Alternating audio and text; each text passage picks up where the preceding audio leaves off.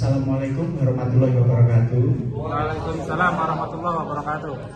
Gimana kabar adik-adik semua? Sehat semua yang ada di sini? Alhamdulillah sehat. Alhamdulillah. Salam kenal dengan saya. Nama saya adalah Didi Pratama.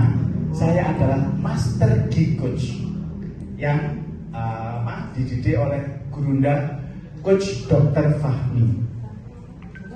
Sebelum kita mulai acara hari ini, maka alangkah lebih baik kita tahu beberapa aturan yang harus dipenuhi. Yang pertama adalah mengenai tentang keselamatan. Next. Apabila nanti terjadi yang namanya gempa ataupun apapun bencana alam yang terjadi, maka di sebelah sana ada yang namanya tangga. Hati-hati dengan tangga di sebelah sana karena takutnya ketika jalan jatuh karena licin. Yang kedua, agar kita hari ini bisa lebih fokus dalam kegiatan belajar ini, maka alangkah baiknya jika HP ditaruh dalam mode sawat sehingga adik-adik semua bisa lebih fokus dalam belajarnya. Yang ketiga, apabila adik-adik semua merasa dirinya nggak enak badan, merasa dirinya lagi sakit, lebih baik gunakan masker. Biar apa? Biar adik-adik juga menjaga kesehatan teman-teman yang lainnya. Yang keempat, yang pasti para cowok-cowok yang suka smoking, ya, karena ini ruangannya ber-AC, disarankan atau diwajibkan untuk tidak boleh merokok di ruangan ini. Oke, next. Nah, hari ini kakak mau menjelaskan tentang bagaimana sih cara untuk mencapai cita-cita yang kalian inginkan. Apa sih cita-cita kalian? Kalau boleh tahu, kakak pengen tahu nih, apa cita-cita adik-adik di sini? Angkat tangan sampai mau ngomong, ayo. Gubernur. Wah, gubernur. Itu DKI aku. Berat gini kak. Bojoku yang menang soalnya. Jadi pengusaha. Oh, jadi pengusaha. Oke, keren sekali. Cita-citanya sangat luar biasa sekali. Mau susul ya? Biar kita lebih lebih nyaman lagi. Aku panggilnya adik apa besti ini? Adik. Adik. Oke. Besti aja kak. Nah, adik-adik, yang paling penting kita tahu di zaman sekarang ini ada 5 generasi dalam satu waktu. Siapakah itu? Ada baby boomer. Nah, baby boomer itu bapaknya kakak. Nah, kakak punya bapak, bapaknya kakak itu baby boomer. Nah, setelah baby boomer ini ada angkatannya kakak. Kakak ini angkatan milenial. Nah, jadi di angkatan milenial kakak ini berada di masa di mana saat itu ada teknologi dan belum ada teknologi. Jadi kakak ini terbiasa tanpa handphone ataupun dengan handphone. Nah, yang perlu kita tahu lagi adalah selanjutnya ada Gen Y, ada Gen Z, dan Gen Alpha. Gen Z ini barusan dilahirkan itu sudah terbiasa dengan namanya gawai atau gadget atau HP atau tablet atau apapun lah teknologi itu namanya. Nah, Gen Alpha juga lahir di nation yang sama, di waktu yang dimana teknologi itu sudah menjadi kebiasaan, sudah menjadi habit. Maka penting sekali kita harus tahu bahwa kita ini posisinya di mana dan bertarung dengan siapa untuk bisa mencapai kesuksesan ini. Next kakak. Nah, perubahan dunia zaman sekarang ini di mana offline dan online sudah mulai didominasi dengan online. Ya, adik-adik beruntung lahir di zaman online.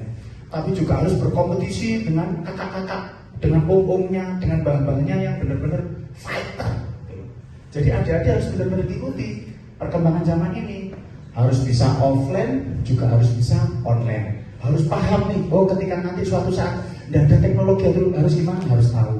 Oh gimana cara memanfaatkan teknologi harus tahu. Karena ini penting banget ketika adik-adik mau jadi pengusaha atau mau jadi pengusaha atau mau jadi CEO. Next. Nah, kenapa saat ini kok banyak pengangguran? Karena terutamanya adalah di mindset. Mindset ini sangat penting. Kenapa? Karena kalau kita ini fokusnya memang, wah apa sih cita-citaku? Oh cita-citaku pengen jadi pengusaha, ya harus benar-benar fight karena nggak ada lahir ceprot jadi pengusaha. Ya ada, tapi kasus itu benar-benar spesial. Dan yang pasti orang-orang spesial itu dilahirkan dalam waktu-waktu yang spesial juga, waktu-waktu yang sulit, waktu-waktu yang pokoknya kayak gitu lah, yang mumet-mumet. Nah, kemudian next. Ketika mau menjadi pengusaha yang hebat atau karyawan yang hebat, terutama harus luruskan niat dulu. Niatnya harus benar-benar jelas dan tegas. Apa niatnya? Nah, tentukan skala prioritas mana yang harus didahulukan. Ya, kan ada A, ada B, ada C, ada hutan-hutan tersebut. Kemudian evaluasi secara berkala, kemudian fokus dan konsisten dengan apa yang adik-adik cita-citakan. Next kakak. 3 disiplin yang harus dilakukan. Ketika adik-adik ini ingin menjadi pengusaha ataupun CEO, itu benar-benar harus fokus sama hal tersebut. Kalau mau jadi pengusaha, harus siap dengan konsekuensi yang harus dihadapi. Kalau mau jadi CEO, juga harus benar-benar siap dengan konsekuensi yang harus dihadapi. Apapun kesulitannya itu harus dihadapi dan harus bisa selesai dan harus bisa finish dengan masalah-masalah tersebut. Maka kita harus disiplin dalam berpikir. Berpikir aja harus disiplin. Harus emosinya juga dijaga. Oh, aku harus selalu bahagia, aku harus selalu fokus, dan harus disiplin dalam tindakan. Karena ini akan mempengaruhi tujuan adik-adik semua. Next kakak. Nah, kenapa kok peluang pekerjaan ini hari ini benar-benar sangat ya harus bisa dapat pekerjaan yang luar biasa. Karena gini, yang pertama kalau mau dapat pekerjaan jangan berharap gaji yang terlalu tinggi, karena adik-adik ini kan masih baru, belum pernah bekerja. Ya kalau belum pernah bekerja langsung minta gaji 20 juta, 30 juta, ya perusahaan yang mau menerima ngepil. Maka gaji mintalah, ajukan secukupnya dan sewajarnya. Misal UMR-nya berapa sih gaji untuk fresh graduate? Oh sekian, ikuti gaji-gaji tersebut.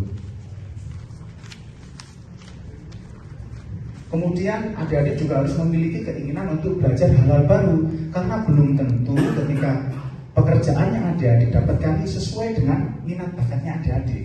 Gambarannya seperti itu. Jadi ya nggak apa-apa, oh ada pekerjaan ini, ikuti aja dulu, ikuti. Yang penting ada pengalaman dulu, sambil mencari pekerjaan-pekerjaan baru yang sesuai dengan minat dan bakatnya adik-adik. Next. Nah, kemudian ketika membuat CV, baiknya adik-adik menggunakan aplikasi yang sudah ada aja. Jadi biar nggak mumet-mumet mikir gimana sih cara bikin CV yang bagus, gimana, itu sudah ada di internet, tinggal bikin aja. Karena ketika CV itu bagus, jelas dan tegas, maka adik-adik akan peluang lebih banyak daripada yang bikin CV-nya hanya kayak angkatan kakak ini yang selalu bikinnya pokoknya bikin. Jangan, harus indah, harus bagus. Karena di era kalian itu keindahan menjadi salah satu faktor utama yang menjadikan value atau nilai tambah ketika proses penerimaan karyawan baru. Next kak. Nah, adik-adik semua juga harus memiliki mindset yang bertumbuh. Jangan sampai memiliki mindset yang fix atau yang stuck. Karena apa? Perusahaan yang mau menerima adik-adik selalu akan tes adik. Adik ini pikirannya gimana? Mau bertumbuh atau tidak? Ketika tidak mau bertumbuh, biasanya perusahaan-perusahaan tidak mau menggunakan jasa atau tenaga adik-adik. Jadi itu perlu dipikirkan baik-baik. Next. Nah, ketika adik-adik melakukan interview, yang paling penting adalah apa yang ditawarkan oleh adik-adik selain mindset yang bertumbuh. Biasanya perusahaan-perusahaan besar itu selalu ngecek bagaimana spiritualmu, bagaimana semangatmu. Gambarannya seperti itu. Nah, karena waktu sudah habis, mohon maaf. Terima kasih untuk perhatian adik-adik semua. Nanti apabila mau tanya-tanya bisa langsung sama kakak. Assalamualaikum warahmatullahi wabarakatuh. Waalaikumsalam. Tanya boleh kak satu kak? Mau tanya? Ya, soft skillnya yang kayak gimana ya kak? Dalam kak? Soft skill itu yang kayak gimana kak? Nah, soft skill itu perlu dilatih kak. Soft skill mana kak? Soft skill. Oh, soft skill ya. Skill kan gini kak. Kalau misalnya perusahaan itu menerima karyawan, biasa pertanyaan kan ada 3. Job desk, job spec, target, dan mindset. Oke, terima kasih kak. Terima kasih kak. Ya. Terima kasih kak adik. Assalamualaikum warahmatullahi wabarakatuh.